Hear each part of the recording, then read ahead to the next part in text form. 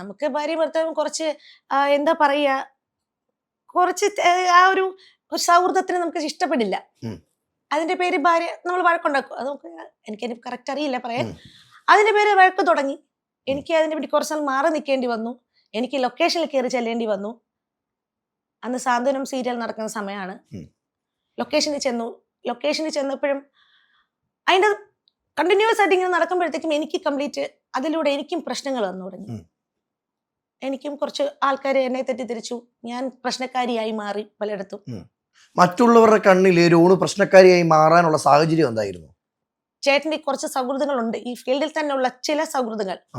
അവരോട് പോയി ഷെയർ ചെയ്യും, ഫാമിലി പ്രോബ്ലംസ് ഷെയർ ചെയ്തു. അതിന്റെ ഇടയിൽ എനിക്കും ചെറിയ മിസ്റ്റേക്കുകൾ പറ്റിയിട്ടുണ്ട്. ചിലപ്പോൾ ഞാൻ ആ സമയത്ത് എനിക്ക് പൊട്ടിത്തെറിക്കുന്ന സ്വഭാവമുണ്ട്. ഒരു ദേഷ്യക്കാരിയായിരുന്നു. ഭർത്താവിനെ അത്രമേൽ ഓവർ സ്നേഹമായി. ഞങ്ങൾ രണ്ടുപേർക്കും ഭയങ്കര സ്നേഹമാണ്, എക്സ്ട്രീം ലെവൽ സ്നേഹവും ദേഷ്യവും അങ്ങനെ തന്നെ, കരച്ചിലും അങ്ങനെ തന്നെ. അങ്ങനെ വന്നപ്പോൾ ചേട്ടന്റെ കൂട്ടുകാരോട് ചേട്ടൻ ഇത് ഷെയർ ചെയ്യുകയും അത് പിന്നീട് അവരെ എന്നെ ആ കണ്ണുകൊണ്ട് കണ്ടു. കാരണം ഹസ്ബൻഡിനെ ഒരുപാട് ടോർച്ചർ ചെയ്യുന്ന ഒരു ഭാര്യ എന്ന നിലയിൽ എനിക്കൊരു ലേബൽ ആദ്യമേ ഉണ്ടാക്കി കിട്ടി.